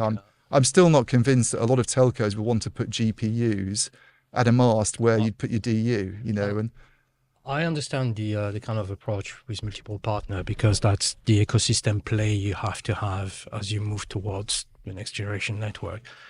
But I agree. What's the ambition or the objective here? I think from a T-Mobile perspective, it's what are they thinking about there? Is it for their own benefit, or is it for their customers' benefit? And what kind of proposition do you come up with? It's an announcement, but I think we work at CC. We work on a lot of the stuff that you mentioned as part of ecosystems. That makes complete sense. I guess for me it would be what's next? What's the bigger picture there? Yeah. And I think the thing that would be most exciting, obviously for T-Mobile and any operator, is for some of this edge-based AI stuff to take absolutely. off. But we're still, I think the industry's struggling to understand what that would be and why you'd necessarily need to have it deployed in that environment rather than doing it from a hyperscaler data center or Apple Intelligence, which you haven't really talked about, even though we we can in a sec. I'm just going to read one paragraph from Nick's report for us. Yeah. Which presumably paraphrases their sort of rationale. It says by T-Mobile. Yeah, this is the article about T-Mobile. It says, by imbuing its access network with AI, T-Mobile claims it will have the ability to collect and analyze billions of data points, using them as the foundation for new algorithms that can determine optimal network adjustments. This is a hard one after a couple of beers.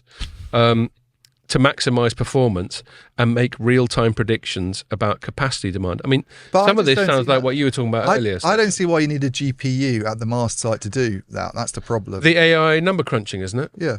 Well, that's their argument Sure, for the but GPU. I still don't see why you need a GPU at the mast site to do that. At the mast site, as opposed to further. I'm not even sure that you need a GPU to do some of this stuff. But- I mean, but- we were talking about AI from not a generative AI perspective, but AI having been around in the network for a long time. I see. So And- you're talking and about. a lot of this stuff gets done today anyway. In So- terms of so- analytics in the network. So one of the reasons Nvidia's share price is so mental, and I just had a little look, like this year. I know we've spoken about it before, but what was it at the start of this year? It was $47, and now it's 117. I mean, it's had some fluctuates. The reason you fluctuations. need GPUs, right, Is LLM training. is because Yeah, it's yeah. LLM training in hyperscaler data centers. Which So your require a lot point of is this power. isn't LLM It's quite training. different. Yeah, yeah. But having like stuff that can do autonomous, to do some of the stuff he's talking about, which is really analytics, really. Right. I don't. What do you think think about what Ian just said, Stephane? Um, Do we need these GPUs in the use case that T-Mobile was describing it? Without getting yourself not into sure. shit. with potential clients. No, it's I'm not sure that it was quite clear what the use case was, but I think I can see longer term. If again, it's for me, it's always having the end customer in mind. Is that you can do that for your network as a test bed, and if you can drink your own champagne, you can then take these to your customers and say, hey, I'm able to do that on a smaller scale. Imagine vertical X with all the data you have. How can I help you? Yeah. And that's how I would see it. Because I always think as operators, they have customers, a lot of customers in B2B, and who are relying on them for connectivity. And if you have value-added service that not only improve that connectivity, but also can dig down more into the data you're managing and make sense of it. And if we take the example here, someone has say reform or die for one of our current organization, they have massive amount of data. Maybe someone wants to showcase how it's done. This in a network, can it be lifted and shifted in a different environment as a customer of the operator? So, Ian, sorry. No, Yeah, it's I'm totally. thinking out loud. So I was just going to say your headline, Ian. By the way, I hope they do. I mean, in a way, I'd love to see this be a big thing for the telco market if it was to lead to like business growth for them. Mm-hmm. I mean, this is what everybody hoped. That seeing someone like Jensen Huang talking about massive MIMO, which he was on stage with Mike Seaver, I think it's quite exciting because we always go on about how Two worlds collide. downbeat the sector is at the moment. We were just saying like revenues are down. And you got the guy of the hottest company in the whole fucking world taking an interest in this. Put the two together. There's got it's a nice thing to think that he's interested because he himself can see some potential. So. Yeah, but I hope he's right. I'd love to see it work. That operators do see a need to do that, and that there's a justification for doing it, a business justification for doing it, because that can only be a good thing for the telco industry. Yeah, and just like really distilling it down. All chip companies, their core business model is we can produce a fuckload of chips. It could be with our own fabs like Intel, or it could be with TSMC like Nvidia does. But we've done all the capex, we've done all the R&D, and we know how to make really, really good chips. Now we want to flog as many of them as possible. I mean, it's a manufacturing business model, yeah. Mm-hmm. And Intel, I've been way back, like in previous lives, I've been covering Intel, for example, trying to get into the mobile space. We were talking earlier about the dawn of the smartphones. Intel was trying to come up with x86 chips for smartphones back in the day. It's called Moorestown was the thing, and they were shite because they were too hot and too energy intensive. In other words, they were x86, which is not designed for mobile in the way that ARM is. Do you ever bump into ARM up in Cambridge, by the way? I presume you do. And then, God, I was reading another thing. We quite often name check him, Richard Windsor, Radio Free Mobile. He was writing a thing the other day about Intel's just tried yet another rejig, and I think they're going to try and carve off their foundry bit. Yeah. Well, it's more. There's more to it than that. There's as more well. to it. I know. That was a massive distillation. But it made me think again about the business model. And chips are obviously very geopolitically saucy because America's trying to isolate China from the rest of the world technologically. And so all this stuff, anything to do with silicon now just seems to have so many ramifications in so many different areas that I find it fascinating. And there's always some relevance to the silicon side. Yeah. That's why you bang on about it so much, isn't it? Yeah, that's very relevant for our sector. Yeah. So, Okay, cool. So your headline, before I move on, because I've got one last thing and then we're running out of time. So your headline was NVIDIA and T-Mobile just tore up Intel's virtual RAN rulebook. Have we already covered what? Definitely. Yeah, have we already covered what that headline implies, or do you want to expand? Yeah, I mean, and what you were just saying about the restructuring it. I mean, Intel's in a terrible state at the moment. They're you've really got to worry about the future of Intel actually now, because they've got multiple crises, I think, going on. These. Yeah, we'll try one of those. They've got this effort to set themselves up as a foundry, which is proving incredibly capital intensive. They've got, you just mentioned ARM. They've got a huge challenge from ARM coming at them. Yeah. In various areas, you've already had obviously Apple doing ARM-based processors that are now used in its MacBooks. You've got Qualcomm. Richard Windsor goes on about this a lot, trying to do a similar thing in PCs. Yeah, you've got AMD. Windows on ARM. You've got AMD, which is also x86, making a lot of progress in data centers, and you've got this. They've spun off Altera, which is their kind of FPGA like custom chip bit. But you've got this. I think they've got this. When it comes to telecom, they've got this slightly philosophical problem in that they want to push x86 and the concept of general purpose processing as much as possible. But Jensen Huang's probably right. Like the CPU just isn't. I mean, I think I quoted him in that story where he said something like the CPU just can't keep up with the ASIC in terms of what's needed in the RAN, which is a point that someone like Marvell would come out with. And he's obviously got a vested interest in saying that. But so the full quote: Moore's law has really run its course, and Moore's law was an Intel thing, wasn't it? Gordon Moore was an Intel guy, and that was something like it's a doubling of processor ability every 18 months. Well, it's a doubling of the amount of transistors you can put on into a given bit of silicon every 18 months. Yeah. And so, and that's been a thing. I mean, that was coined like decades ago, wasn't it? It had to stop at some point, Yes. Eventually, there's just reality kicks in. It did, but physics kicks in. And I don't think I think when he says that, he's being he's not meant to be taken literally. I think he's just basically saying the ability of it to do what a chip that's actually tailored for a specific purpose. I mean, Intel's almost. If you interview Intel about this, it's a really awkward point for them, because the fact that you mentioned those terms inline and look aside. Look aside is their preferred option, which is basically to position the CPU as good enough to do almost everything, except for a couple of like very resource-hungry functions, mainly forward error correction. But they're talking about putting some of the beamforming stuff on in future as well. But the fact that they've acknowledged that the CPU can't do some of this stuff, and that you're having to make a concession there and bring accelerators in and custom silicon in to do some of it is a problem for them. That's not what they want to be told. Yeah.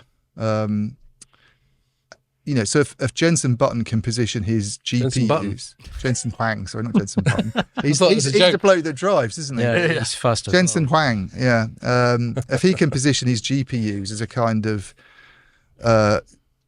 virtualization successor to the CPU in a way, in the sense that if everybody's talking about all being AI workloads in future, and we see the hyperscalers investing in a lot of this stuff, and they're used for multiple things in the same way that we've always had CPUs to do they're used for multiple purposes. That's why we call them general purpose. But the pitch is really interesting, this idea of using it for RAN processing as well as AI functions at the edge of the network. Well, you talk about general purpose. Old Jensen Button here was that's what we're calling him from now on. I think that's what he was talking about GPU decades ago. Yeah, exactly. So he uses that quite a lot. Yeah. General purpose GPU. Anyway, I'm going to move it on. Sorry, unless you've got any thoughts on what we were just banging on about, Stephane. Because I've just got one other little news thing before we wrap it up. Is again to do with AI, but just taking it away from the more technical in the weeds stuff and into more public policy and regulation. There was an open letter which I think was coordinated by Meta, formerly known as Facebook. Why do they keep changing their names? It's fucking confusing. Well, they probably want to change it back now because the metaverse hasn't gone anywhere. It certainly hasn't. It's gone backwards. And also, nobody minds Facebook now. So, Yeah. like all the toxicity that surrounded Facebook for a while. I always thought when they came up with their name, I thought, God, that's a punt, isn't it? Facebook. I mean, it'd be, no, then coming up with Meta. yeah. You know, it'd be like us, I don't know, rebranding to like, I don't know, something completely futuristic and unproven, like 6G. Although we did have our mate from the 6G website on, so I don't want to offend him. Well, Alex. Yeah, Alex. But, you know, I do think, I mean, I feel for him if your whole brand is pinned on something that's coming up and currently unproven. That's all. That's the only point I'm trying to make. Anyway. But he can probably get a lot of advertising revenue just from talking about it for a few years. So that's his main goal. There is that. No, he's a journalist. How dare you accuse him of having commercial incentives? So Meta, but it managed to get a bunch of other European companies, including Ericsson, SAP, Spotify, and some other ones that are probably too German for me to pronounce. And they published this letter, and one manifestation of it was like an advertisement in the FT, which I got an image of and reproduced in my story. And so it says, the headline says, Europe needs regulatory certainty on AI. And then the subhead is, fragmented regulation means the EU risks missing out on the AI era. Fragmented. Yeah. As written by Mario Draghi. Well, I That think. word. Well, I think it probably was, to some degree, hanging on the coattails of that Draghi bit from a week or two ago, saying that we need to. So, were you aware of this report that Mario Draghi did a couple of weeks ago? Mm-hmm. And the essence of it, at least what I took from it, was he's going that Europe's lagging behind.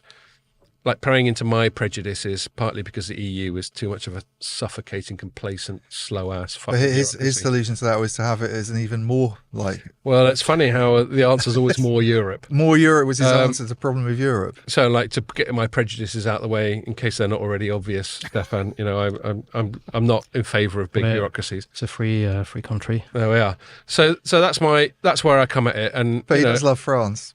I love France. I gathered that before. I love France, just not the EU. They're not the same thing, are they? For fuck's sake. France was around for a bit before the EU came along. Yeah. But to distill down their point is it's the usual sort of top line stuff that you'd expect, which is throw us a regulatory bone, you know, make it easy for us to invest or just get the fuck out of the way, which is largely where I get annoyed by regulation, is where it just seems to actively get in the way. And then they came up with a couple of specific points, which is a bit more techie. They said a couple of specific areas. One was open models. This is quoting: open models strengthen sovereignty and control by allowing organizations to download and fine-tune the models wherever they want. This was leading into their basic point, which was, in fact, I won't read any more of that because I'll paraphrase it. They think things like GDPR and other forms of regulation are stopping Europe coming up with Europe-specific AI models. So here we are. One of the wonderful things about Europe is that we're this ancient collection of often warring countries, different languages, different cultures, all that sort of thing. And the EU, fair play, credit where it's due, is trying to sort of get all them together and make them more or less point in the same direction. And then obviously us uppity Brits went, fuck it, we're going to do something else. And the argument of whether or not that's turned out well is another matter. But they're trying to say that the EU is stopping there being Europe-specific AI, I suppose specifically LLMs. So a French language one, a German language one, Italian, Spanish, etc., etc., etc. And they're just going, come on, Europe, just throw us a frickin' bone here. Just either just, I suppose, make the public policy and the regulation a little bit more business friendly, or just fuck off and just stay out of the way, which I wish they put fuck off. That would have been brilliant. Anyway, I don't know, Stephane, if I've just sprung this on you and you knew nothing about it. It was earlier on this week, but whether you've got any thoughts on that specifically, or more generally where AI and public policy and regulation intersect, and whether you've got any thoughts on that area. It's a Good Big topic. question. Yeah, Big topic, vast I know. I think. For last thing, Yeah. I do need to what get time a is plug it on again. a Friday? Yeah, yeah. Don't worry, you got about Let me have a you see. got about 10 or 15 minutes max, and then we'll wrap it up anyway. So No, I think when we touch upon it, I think earlier in terms of AI, you don't want to have Skynet and No. Terminator, but equally, you also need to have some sort of framework to make sure that things are done according to, we live in the EU or in a country, you have rules and regulation. It's a democracy, you vote for it, you vote for the government. So, you need to abide by some of the stuff they're saying. And I think that's what we're pushing when we're talking at CC around AI, is to make sure you have the right assurance framework. So there is a balance to find between Wild West and, being super stringent, because the EU Act is seen as super stringent, and we are helping customers navigate through that. But it's finding the right balance that will work. And do you think? I mean, I'm going to ask a question, and feel free to swerve it if it's not expedient for you to answer very directly. But do you think Europe's got the balance right?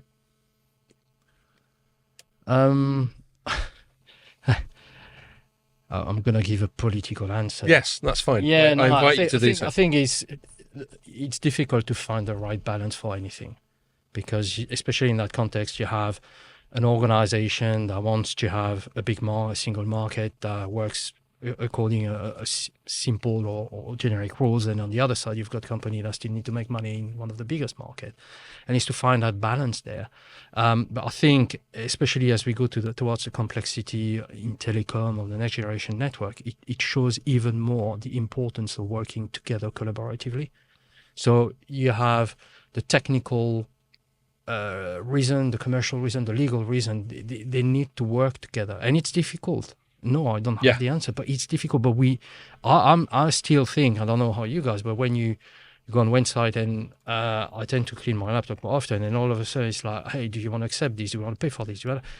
Yeah, it's painful, but also it gives me reassurance that as a citizen, my privacy is respected. And at the end of the day, that's why I keep saying about end users. Most of the end users that will be the benefit. That will use the benefit of those services, they don't care about regulation and technology, and they just want to have access to information as and when they need it, while still thinking they can do that without being in a context where all their data is going to be sold somewhere. Yes, or just housed outside of Europe. What's Ericsson's beef? That it's just too much regulation on AI? Yeah, well, so Ericsson was one of 59 co-signatories on this. What's it specifically worried about? Well, Ericsson didn't isolate a specific Ericsson beef. They all just signed this same one letter. Just saying there's too much. There's too much of this bollocks. But a lot of it, let me get to the bit. Is there like a specific thing on AI that the... Go on, sorry. Well, yeah, so let me get to the conclusion of the letter. It says, we need harmonised, consistent, quick and clear decisions under EU data regulations that enable European data to be used in AI training. So this is a key bit, European data, to be used in AI training for the benefit of Europeans. So it's quite a parochial thing. It's quite a Europe thing. And then the final... I'm more sympathetic towards the EU on that one than I am towards these 50 Yeah, well, let me finish, and then I'll invite you to comment more fully. And the final sentence in their concluding paragraph was, decisive action is needed to help unlock the creativity, ingenuity and entrepreneurialism that will ensure Europe's prosperity, growth and technical leadership. Yeah, so carry on. Well, I mean, that just to me sounds like, there's obviously a concern about how AI gets used at the moment, and it's an incredibly early technology, especially the generative AI stuff, that's thrown up all sorts of societal concerns, not least of which is access to the data that's being used. And we've had multiple cases now of like copyright.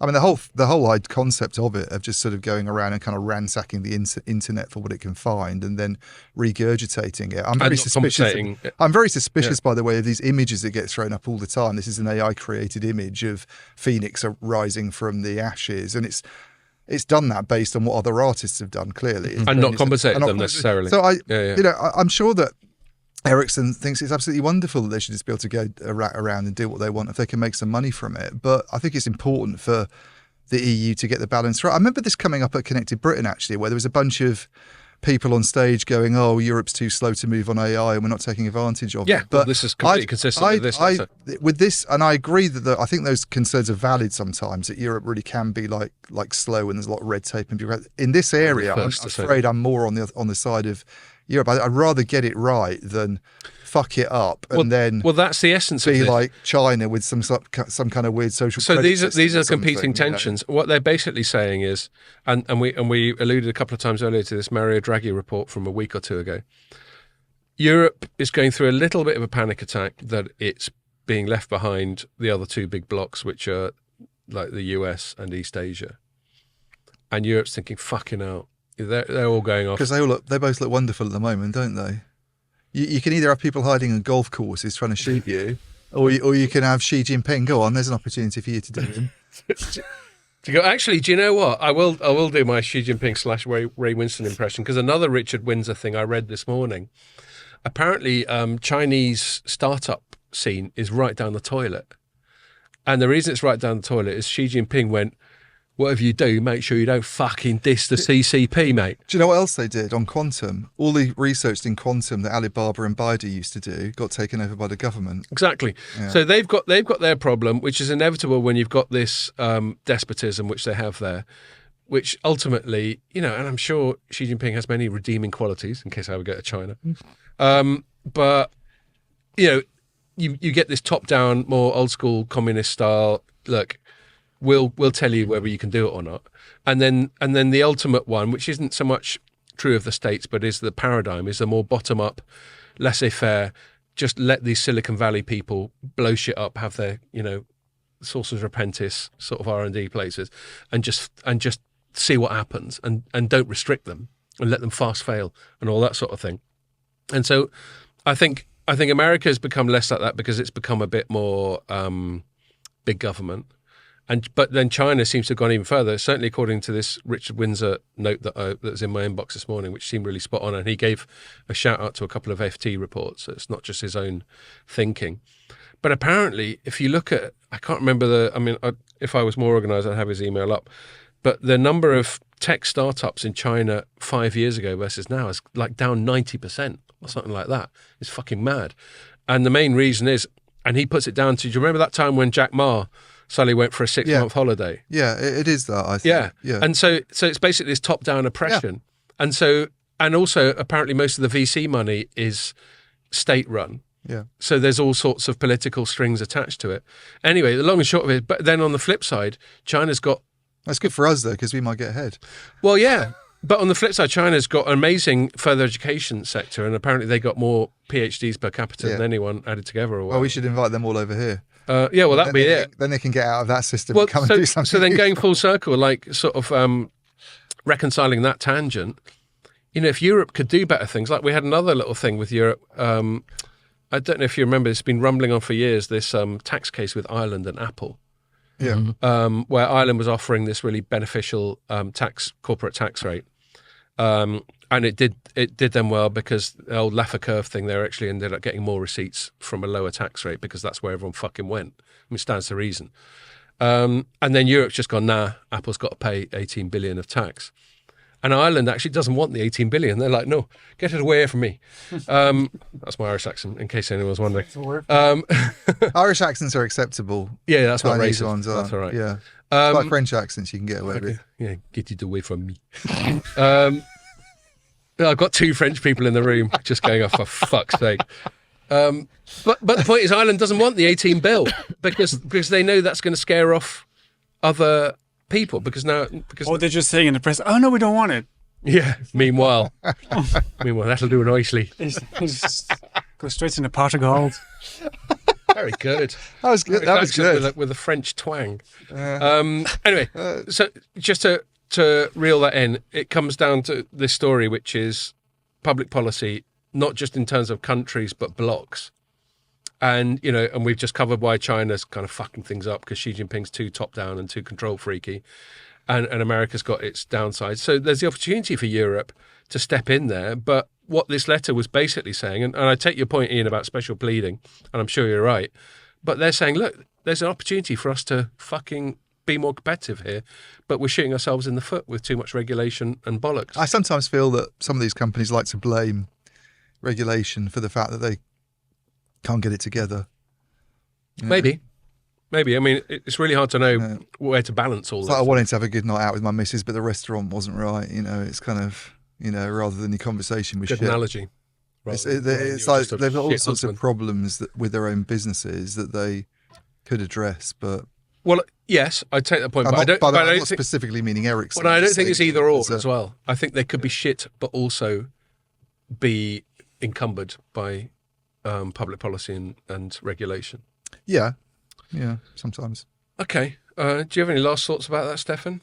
I had a big rant there. No, I think it's It usually it's finishes finding, with a Scott it's rant. finding the right balance, because you would argue, you know, why wait until it's done? Just have the conversation at the start, and that's what I'm really pushing. You know, when I talk to customers, it's not just you know, I'm gonna sell you that, and you're gonna buy this, or you want this, and I'm gonna build it. Is what works for you, for your end users? What works for in that circumstance? What works for us as EU citizen or French, English, German, whatever. That's what I call bottom up.